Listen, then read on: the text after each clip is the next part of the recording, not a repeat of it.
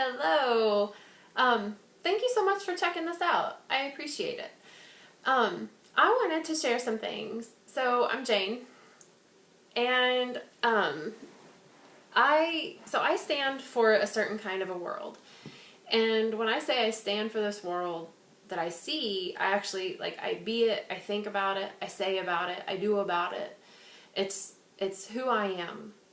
And I stand for a world, I have a vision of the world, and I stand for a world that's loving, accepting, compassionate, abundant, unified, harmonious. It's in balance, it's easy, it's fluid, and it's love.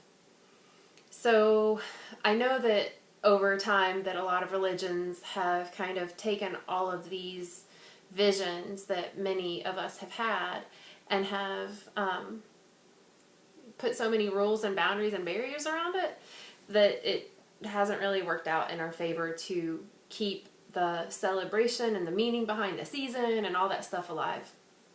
So anyway, so it's Kwanzaa, and I really wasn't that familiar with Kwanzaa, I'm not gonna lie. So I Googled it and found out some things, and I wrote some stuff down. So if I look down, that's what I'm looking at. I'm actually looking at the notes that I wrote.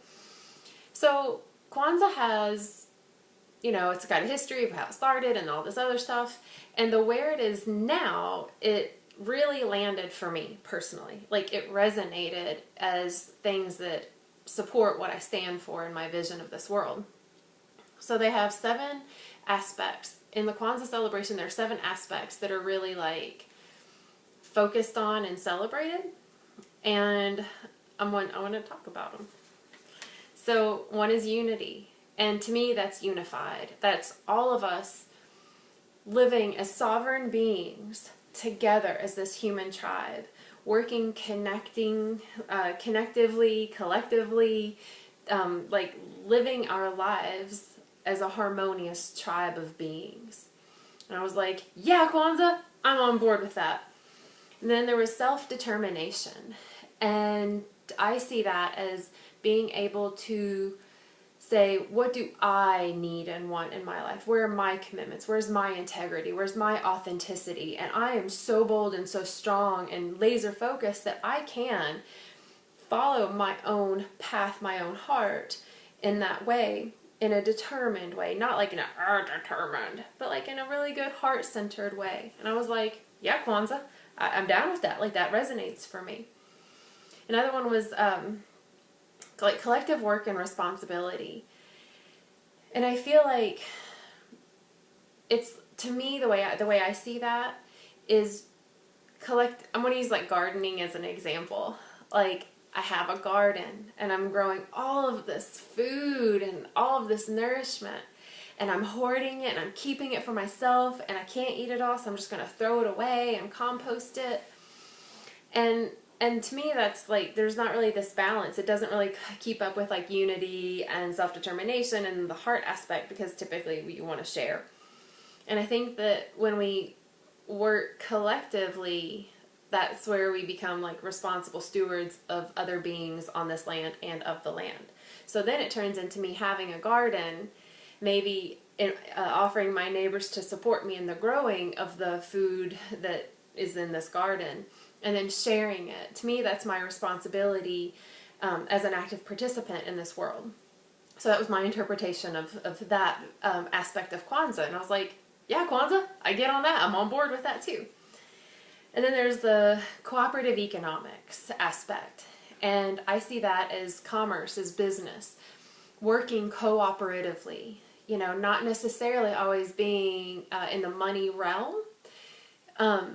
Having money, of course, however, also the barter system, and if someone comes to me and they would like some guidance and some clearing and some balance in their life, and they may not be able to afford the fees in which I ask, I am very clear, and I ask them, well, what do you have to offer? Because this to me is cooperative economics. It's offering what we have to offer, what we have to give. And I feel that increases that unified vision that I hold in my heart for this world that we live in. So I was like, yeah, Kwanzaa. Yeah, I'm grooving that aspect. And then purpose. We all have a purpose. We have a soul purpose, and it is unique to each of us being able to identify that, and having the freedom to express ourselves through that purpose is our divine right as a human being on planet Earth. We have been drugged and distracted for a long time now, sitting in this like old framework, old paradigm. And as we're kind of clicking out of that and connecting to the collective consciousness, reaching critical mass, shifting ourselves, our environment, the earth, our entire living situation, our purpose becomes an integral part of creating the future. If I'm following someone else's idea of what I should be doing, I'm not following my purpose. I'm not following my heart. I'm not following my path. And I'm totally disconnecting to my source, me, my source, and all of that aspect of humaning. So when I read that one of the aspects of Kwanzaa were to celebrate our purpose, yeah, totally. I was like, yeah, yes, please. Like, this is huge. It's not just following in line with the cog system that we've been so conditioned to do and to be in. And so one of the other aspects of Kwanzaa is creativity. And to me, that's where life continues to grow and flourish. So I see creativity as the fourth facet of humaning. You know, I feel like there's this knowing that we are, like the being, like, oh my gosh, I am love. Wow, that's amazing.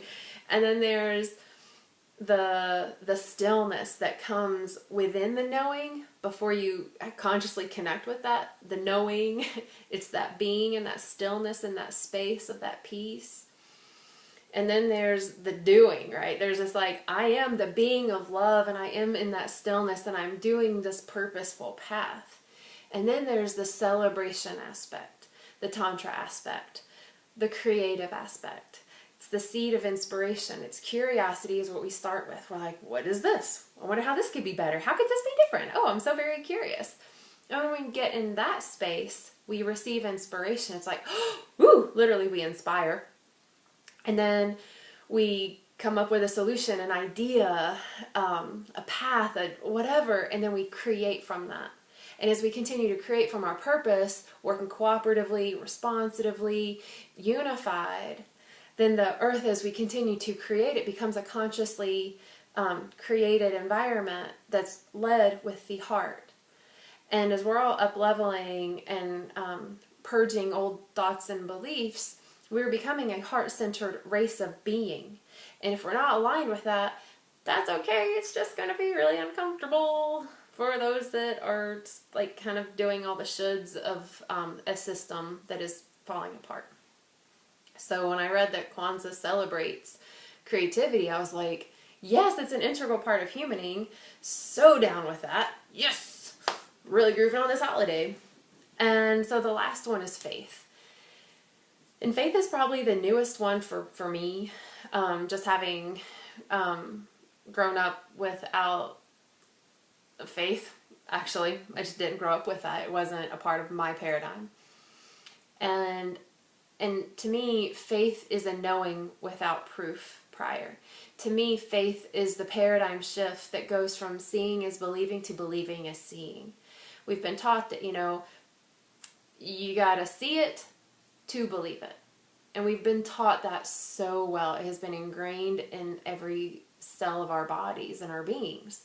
So what we get to do now is understand that when you believe it, then you see it. Then it makes manifest. Literally, we get the thought, right? The idea, the inspiration, the creativity, whatever. And then when we believe it, then it starts to make manifest in our path ahead of us. So it's like, to me, I see that as like the law of nature. It's the law of physics. It's the nature of humaning at its finest. It's how we become consciously aware and how we consciously create the future. And so sitting in that space of faith and trust and the knowing of like, if I'm following my heart's, my soul purpose, and I'm working cooperatively with the community, with all other beings, in stewardship of this earth and other beings on it, then everything that will come from that space is going to be and is in light. It is in light and in love. And to me, as we continue to grow into this heart-centered race of being, having a faith that we can continue to grow and create from that space is the fuel that keeps us going and growing. Because like I said, those that choose to not follow their heart and follow an old paradigm of belief, there's going to be some discomfort in their purge state, their purgatory, their space of removing the heavier densities. And for me to be able to keep my faith in this growth moving forward will allow me to be a beacon, and anyone else that does that in their own sovereign way in which they do that allows all these other beings around me to also be beacons in light and in love. So I just wanted to hop on here and share my new affinity for my newly informed brain of what Kwanzaa is now and what is celebrated now. And I'm really enjoying that I am now open-hearted and open-minded enough to celebrate Kwanzaa, Diwali, Christmas, Hanukkah, my birthday, the solstice, full moons, new moons, and all of these other beautiful spaces to come inward and then to grow and be outward. And to me, that's just the beauty of humaning. And I wanted to share my perspective on that. And I look so forward to sharing more of these aspects. I didn't realize that I had really put a pause on what I shared and the way I shared it, because I thought it had to be one way or another way, and I was really afraid of being judged. And I've let that go. So I'm really looking forward to sharing my perspective, my vision, for the world in which I stand for, which again is loving, compassionate, abundant, and unified. And if you stand for a world like that, then I ask you to subscribe to this YouTube channel. And I also ask that if you find anyone else that stands for a world that's loving, compassionate, abundant, and unified, just ask them, hey, this is my vision for the world. Is this yours? Cool, you too? Awesome sauce. Please have them subscribe too, or ask them. I ask you to ask them to subscribe to this as well.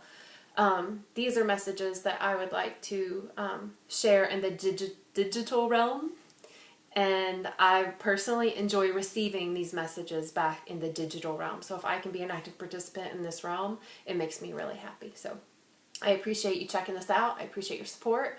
I appreciate the fact that there's a Kwanzaa holiday that I get to celebrate. And I want to also offer, if you are really grooving on me and my message and you would like to support me more, you can click on the link below. And you can click and become a patron on my Patreon account. There are 3 different tiers that you can actually click on and support me monthly.